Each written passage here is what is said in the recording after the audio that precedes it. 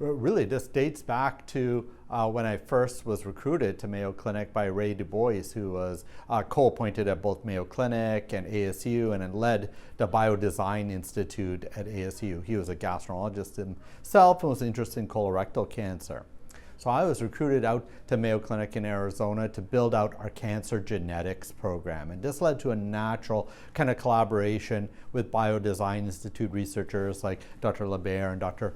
Du Bois to study, why do people develop colorectal cancer? Why do people develop colorectal cancer at a young age? And can we look for screening options to detect colorectal cancer before it's spread to other parts of the body or become more advanced? And simple screening methods involving blood or stool that are non-invasive compared to colonoscopy, which is the traditional, probably best form of screening, but is underutilized because of the need for sedation, an invasive procedure. As you know, colorectal cancer now has become the #1 cause of cancer-related mortality or death in young people, defined as less than 50 years of age.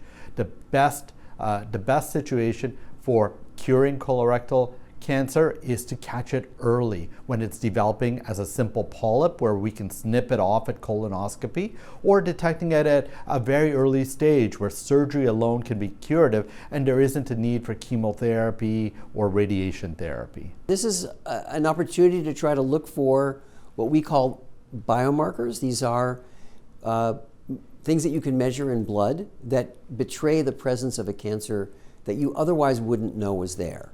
Lots of different ways to do that, but our approach is to use the body's own immune system to help us find these. Cancers don't belong in our bodies, and they make unusual or dysfunctional proteins that trigger immune responses that you wouldn't see in a healthy person. And so our whole approach here is to look for those antibodies and use them to identify people with cancer. The partnership with ASU and Mayo Clinic is really a jewel in the crown of Mayo Clinic. It is a strategic alliance. The fact that we are geographic neighbors in Phoenix is extremely important, along with the collaborative science building, the Health Futures building that we have just adjacent to our Mayo Clinic campus. That allows investigative teams, clinicians, researchers, computational biologists from both campuses to come together to do truly innovative research. So the partnership with Mayo started almost probably 20 years ago. I mean, ASU has been very interested in doing research together with Mayo in a variety of settings. So we've been working with various investigators here over the years.